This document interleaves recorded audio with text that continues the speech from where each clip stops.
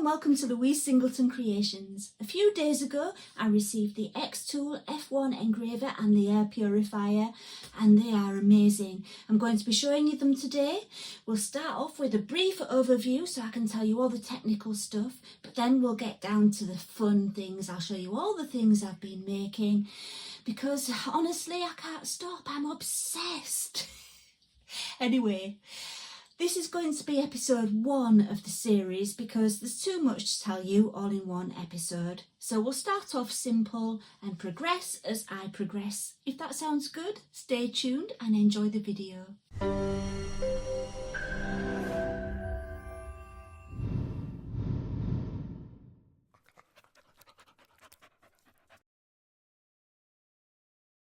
I decided not to film the unboxing because I thought you would prefer to use your time watching me make things and talk about this wonderful machine. But these are the boxes, it all came in, it was very, very well packaged. So here's the Xtool F1 engraver and everything that came with it. You get your wires and accessories and materials to use and a hose to connect it to the air purifier if you choose to buy an air purifier, or the hose can go out of the window so that any fumes are extracted outside. I was lucky enough to get the air purifier sent to me as well, so yeah, I was very happy about that, and here's everything that comes with that. There's another hose there, so I have 2 hoses. With the air purifier, you do have the option of putting an extra hose on the back, which can then send the purified air outside. So yeah, I don't do that, I just use the one hose to connect the machine to the purifier. And there we have the slide extension, which I will be showing you in the next video. But that slide extension really is good because it means you can use it for larger items or batches of smaller items. The Xtool F1 is the fastest portable IR and diode dual laser with its 4000 mm per second speed. It can engrave on more than 300 materials with its 2-watt IR laser, engraving on all metal, plastic, stainless steel and more. And then there's the 10-watt diode laser, which engraves and cuts on wood, acrylic, glass, rock and more.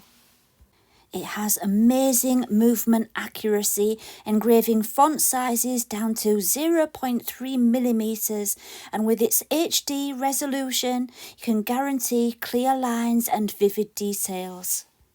With its autofocus adjustment and live preview framing, it makes it extremely easy to use.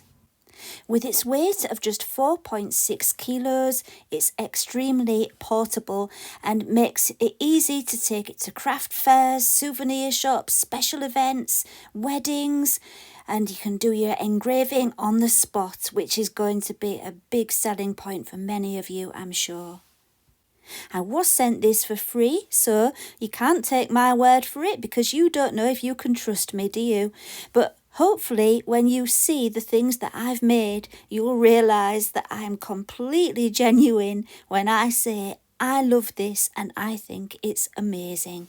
It comes with all the accessories that you will need, including the vented base plate for when you're cutting, and also a jig that screws into the base for when you're doing multiple items, and it helps you with your placement. The base plate is removable, so if you have an item that won't fit in the machine, you can put the machine on top of the item and engrave it that way. And I think that brings it to a whole new level and opens up so many other opportunities. The large knob you can see there is for focusing your lasers manually, and it's also the start button, and the button underneath it is for starting your framing, but that can also be done from your computer or iPad. There's an emergency stop button on the side which is very useful, and you can't use your machine if that's pressed in. It comes with a whole range of extras, including a spare key that goes in the back so no one else can use it if you take it out. And then there's all your other bits and bobs. You've got slate tile, you've got business cards, wood coasters, acrylic, wood, photo etching paper, all sorts. And yeah, the list goes on, and so I will stop there. I did film all of those little bits, but I thought, no, you'll see them soon anyway, won't you? Because I'm going to be engraving and cutting these things. So let's get started. Okay, let's prepare my first project. Here you can see the screen view of the Creative Space app on my iPad. If you use your program on the computer, you will have more options, but I do like to use my iPad because my computer takes up too much space and I don't have much space in my room. Okay, let's have a quick look at the toolbar on the left. At the bottom there, we have the code option where you can generate your own QR code or barcode. Next, we have the graffiti icon, which is where you can do all your freehand squiggles and signatures and anything you want to draw. Next up, we have the X art icon, and I haven't really explored this yet, but basically what this one does is it generates your own AI images, so that will be a lot of fun to explore. Next is the text option, which is self-explanatory. You don't need me to tell you about that. After that, we have the shapes. And there's a lot of useful things in there, from basic shapes to frames to plants to animals to patterns, all sorts of things, so that's worth a good look through. And then up at the top, there's the image option, where you can insert images from your camera, your photos or your files. I will have to tell you about everything else in another video because I've got so much to show you today. Let's get on with our first project. First, I'm making a stainless steel fish tag for my daughter's cat's collar. So if you look over on the right hand side, there is a list of all the materials you will receive in your pack, which makes it nice and easy for when you first get started because the settings are all there done for you and you don't need to work out your own settings. So that's really good for when you're first getting started. There's also lots of other ones in there, not just the ones you get in the pack. There's brass and all different things. So I've chosen the fish shape stainless steel. And when you have an object selected, you can choose to score, engrave or cut. And as you change to each option, the settings will change because you've already selected which material you're using. So that's really nice and easy. Okay, I've just realised that I've been fibbing to you. I'm not making the tag for the cat's collar. That was my practice one, which I will show you at the end, but you will actually see me making a dog tag. So yeah, I will need to change that option from fish tag to the dog tag one. So it's the bone shape, not the fish shape. Anyway, I chose the text option, wrote honey in there because that's the name of my dog, and here I'm just changing the fonts, looking through them all. I always spend ages looking at fonts. I can never choose the one I want, but once I'd got that, I chose it and then made sure it was in the centre and got it to the size that I wanted. I clicked engrave because that's what we're doing today. I then corrected my materials from fish-shaped stainless steel to bone-shaped stainless steel. I don't actually think it makes any difference. The settings would still be the same. But anyway, I did it. So let's get on to the fun stuff. The first part is the framing, and I've already clicked the button for framing. You can use the button on the machine or you can do it via your iPad or computer or phone, whatever you're using. So you can have a rectangle for the framing or the outline. You have the choice. As you can see, I had a glove on and I polished it. The glove was so that I didn't get my oily fingerprints on the stainless steel because that would affect the engraving. So that's why I had my glove on. The next job was to focus the lasers, but you'll see me doing that on one of my next ones that's coming up because it was hard to show you the lasers with the stainless steel reflecting the light, and it was just hard to film. So I'll show you how to focus the lasers soon. So once all that was ready, I closed the cover, which should always be closed to protect your eyes because the lasers can damage your eyes. If you're not going to use the cover, make sure you have some protective glasses on. Next, I clicked Process, then Start in Creative Space, and then clicked the button on the side of the machine, and it started engraving. And look, this is in real time. Look how quick it is. What I'll do is I'll speed it up now. Although it's quick, when you're watching it on a video, keeping it in real time just would make the video too long, wouldn't it? So yeah, look at that go. It's great to watch, isn't it? Brilliant. So let's have a look at it. All finished. And there we go. How brilliant is that? And the great thing with stainless steel, when you really get into it, and I haven't tried it yet, but you can change the colour. By changing your settings, the heat will affect the stainless steel and make it a different colour. So that's something I would like to explore. But yeah, I'm keeping it very basic today because I'm at that basic stage. Right, next up we're going to cut some of the black acrylic. So I've chosen the black acrylic in the materials section. Then I chose a bat from the animal section in the shapes menu. And then change the size so that it would fit in the blank that was given to me. And then we were ready to go. I'm trying to keep it brief in this part, you know, because I've made a lot of things and I don't want to spend all of my time showing you what I'm doing in creative space. So yeah, that's why I'm keeping it brief. So I watched quite a lot of videos before making my own video, and from what I've seen, people say that you need to take the paper off the acrylic before you start, and I believe that's because it can cause a flame as the laser goes through it at that setting for the acrylic. You can actually cut paper on the machine, which I will show you soon, and that doesn't burn, but because you've got the settings high for the acrylic, it would cause the paper to burn. So yeah, take the paper off. This one wasn't a brilliant one to film because it's black and you can't really see what's happening. So I'm zipping through it and I'll show you the finished result. And here it is.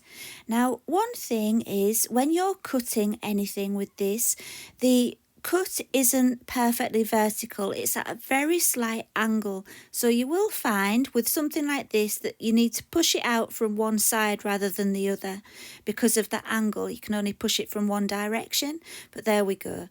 I just needed to poke the eyes out, but apart from that, it was perfect. And look how smooth the sides are.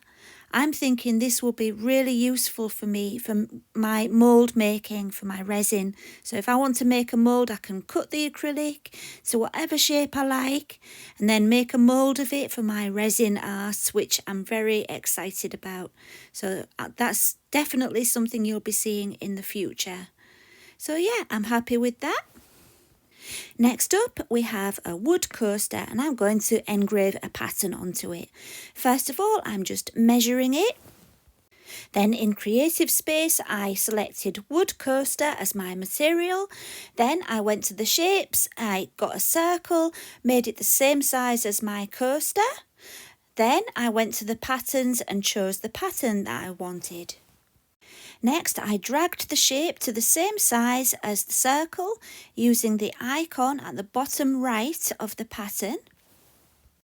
Next, I dragged from the outside of the design over the two designs and it selected them both together.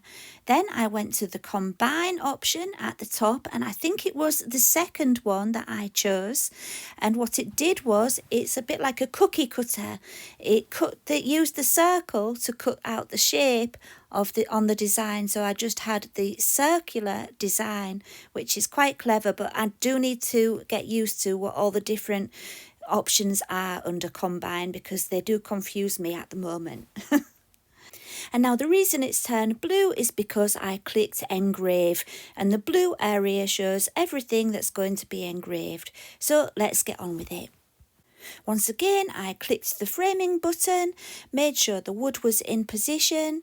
It was already focused because I'd done a practice one before I did this. I will show you the laser focusing soon, I promise. And then it was time to click start. So let's watch the magic happen again. So the great thing about this is it's very versatile. You can stick with the settings that are already in there, or you can change them to make your engraving lighter or darker by increasing or decreasing the speed or power. So you need to play around with it and really get used to all the different settings, but it's not that complicated. I've already got a much better understanding of it after having this for just a few days. So I've sped this one up. I wanted it to be nice and dark, so it's more of a slow one, this one. It took 5 minutes, but as you can see, it's looking really good. So let's have a look at this one. Look at that. Isn't that gorgeous?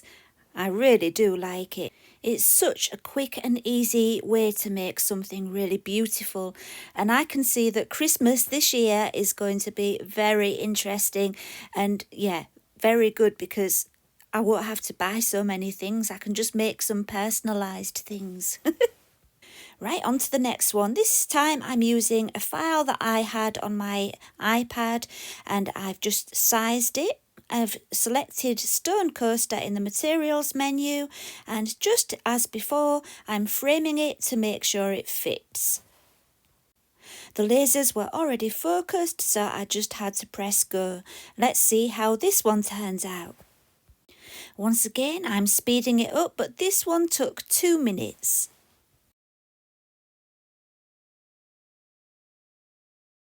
Let's have a look. Isn't that great? I really like it. And the mark that's on there was already on the coaster, so that's nothing to do with the engraving. But yeah, very, very good. It's impressive, isn't it? And don't forget, you don't have to just put text on there. You can do photographs or anything you want. So yeah, the world is your oyster. It really is quite exciting. Right, next up is the leather patch. I've already made my design just using the text tool, and I haven't recorded all of that. I'm going to have to just do some separate videos because there's no way I can show you everything in one video. But that's what you can do with the text tool. Let's put it on some leather. Okay, I can finally show you the focusing. First of all, I'm just positioning it to make sure it's absolutely in the right position, and then I used the big knob on the right hand side at the top, which I can't get everything in the frame at the same time, but I'm just turning that ever so slightly until the red dot and the blue dot touch each other. They'll be on top of each other and it'll be more of a purple, and that tells you that it's focused. Right, let's see how this one turns out. And once again, I've sped it up, but this one took 1 minute. How amazing is that? Just 1 minute to create something so good. Let's have a look at this one. So the patch that came with the machine has like a silver layer underneath the surface. So when you engrave it, it's all silver. So yeah, that looks really good, doesn't it? I'm really happy with that. I'm not sure what I'm going to stick it on. It's sticky backed, so I suppose I could put it anywhere I like. So this one is going to be very exciting for paper crafters. Paper crafters out there, you can set aside your die cutting machines and your fancy punches and save a whole lot of space by using this. My goodness, this cuts paper so nicely. There aren't any settings for cutting paper in the drop-down menu, so I did have to make my own. I will put my settings up on the screen.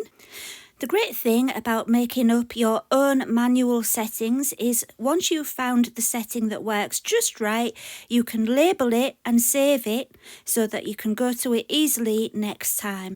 I actually changed the pass number to 2 for this paper because it was a little bit thicker than the one I originally made my settings for. So yeah, just keep increasing the passes if it doesn't cut all the way through your paper. Okay, so when you're cutting, you need to use the ridged black plate. I can't think of the proper name for it at the moment, but it comes with the machine and that needs to go underneath what you're cutting. It's important because it helps with the airflow and it also protects the bottom of your machine. Here you can see me just weighing down the paper just to make sure it doesn't flap around when the airflow starts going. As usual, I'm going to speed it up, but this took about 3.5 minutes. I used to do paper crafting all the time, but then I discovered resin art and that kind of took over. But I would really like to get back into card making and scrapbooking now that I've got this machine because it will be so easy to make beautiful cards so quickly. So let's have a look and see how this one turned out. And look at how perfect that is. Absolutely beautiful. You couldn't make it that perfect with a knife, could you? Well, I suppose you could if you were really skilled. But even all the bits from inside of the leaves have just fallen through into the base plate. And you can even use the bits that are left behind. So yeah, I think that's absolutely amazing. And yeah, this machine for me is worth it just for that. Okay, let's make a business card. I've already put most of the elements of my business card on there, but I wanted to show you the QR code option because I think that's super cool. So first of all, I clicked on the purple metal business card. I was looking for pink, but they must think that the pink is purple. I don't know, but I would call it pink. I couldn't find pink, so I chose purple. Anyway, once I'd chosen that, I went to the QR code option on the left. Then all you've got to do is put the address in that you want your QR code to link to. And that's as simple as it is. And straight away it comes up with the code in seconds. Well, not even seconds, half a second it just appears, which I think is brilliant. And then you can just size it and yeah, Bob's your uncle. It's done. I didn't really have my camera at a very good angle this time, so you can't see it brilliantly, but never mind, you'll see it brilliantly in just a moment. A lot of people, when they do these videos, they have the screen up so you can see the lasers, but I really didn't want to do that. I didn't have any protective glasses and I didn't want the flashing lights to be affecting people watching the video, but you can still kind of see it, can't you? Anyway, let's have a look. There we are. It looks great, doesn't it? Very, very nice and very professional. These business cards are also really good for photographs, but that will have to be another video. Right, so next I did some cutting and engraving all in one go, which is another thing that is easy to do. That will have to be another video if you want to see how I did the setup for that, because I've shown you a lot now and I don't want you to get bored. But yeah, I just wanted to show you that you can engrave and cut all in one go, and yeah, it turns out brilliantly. It is a sneaky little prompt to subscribe if you haven't already done so. I will be doing lots more videos with my Xtool F1, but I also do a lot of resin art and other art with eco resins as well. So if all that sounds interesting, please click the subscribe button. So I think I need to alter the settings for this particular wood. It hadn't quite gone all the way through, so it needed a bit of a push, but it was okay. And it turned out nice, didn't it? So that was nice and quick and easy. So we've covered quite a lot today. You've probably seen things in this video that you've seen elsewhere. We've kept it very basic, but next time in episode 2, we're going to delve a little bit deeper. I'm going to be trying out the slide extension and engraving something that I've never seen engraved before. And because the main thing I use in my videos is epoxy resin, I'm going to be showing you how you can use the Xtool with epoxy resin art. Subscribe to this channel and turn on notifications so you don't miss it. Also, if you've enjoyed this video, please do give it a thumbs up. All the product links will be in the video description, and I will see you again next time. Thank you for watching, and bye for now.